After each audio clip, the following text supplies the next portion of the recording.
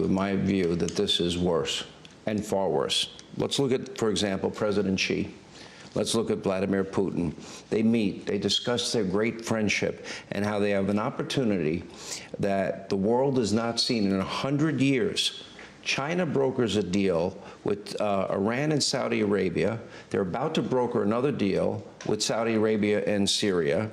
Then we watched the China spy balloon incident, you know, to go down over the skies of Alaska, down the west coast of Canada, Idaho, over our missile silos in Montana, Missouri, Kansas, Kentucky, out the Carolinas. Then we shoot it down.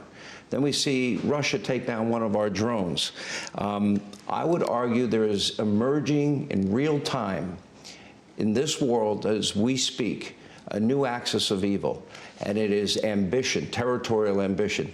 We see it, for example, you know, Belarus is supposed to now be taking on nuclear weapons from Putin. Okay, they're aligned. You know, how far does his territorial ambitions go? That'll be next, by the way. Okay, nuclear weapons, that'll be next. China, Russia, Iran, the Saudis have left the coalition that you had put together. And then you have your buddy, Little Rocket Man, back in action. Now that, to me, would be a powerful axis of evil. Why is that happening? And what would you have done with the balloon?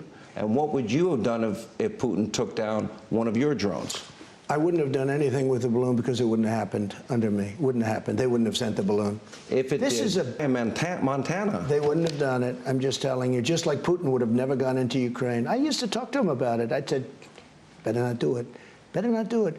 And he wouldn't have done it. We had a very friendly conversation about it. I said, hey, Vladimir, but you and I get along good. You can't go into Ukraine. Why you say it with such conviction? Why, if you were president, would they not have done this?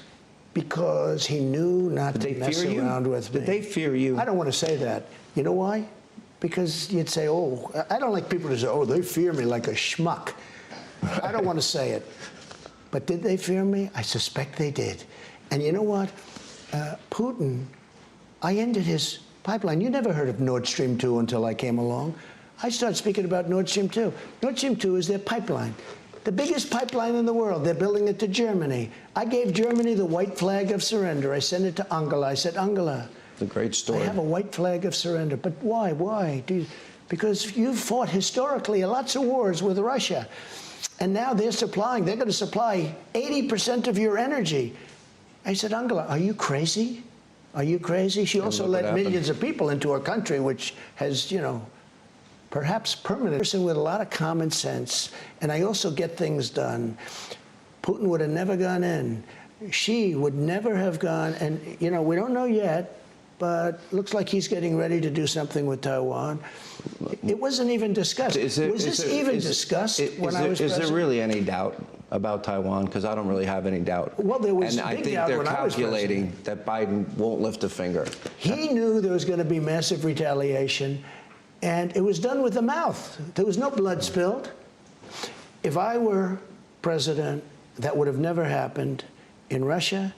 Afghanistan, you know, I'm the one that got it down to 2,500 soldiers. The problem they did is they moved the military out before they moved the people out. So as you cover better than anybody else, we have a lot of American citizens right now in Afghanistan. Excuse me. Just to finish on Afghanistan. No, go ahead. It was the worst and most embarrassing decision, in my opinion. Not getting out, because I wanted to get out. I would have been out before them. It was the most embarrassing, the way they got out. We would have gotten out with strength and dignity, and we would have kept Bagram Air Base, which is the biggest runway, most powerful runways anywhere in the world. And the reason isn't Afghanistan. The reason it was 1 hour away from where China makes its nuclear missiles. So we'd have an air base right next to where China makes, and you know who's occupying it now? China.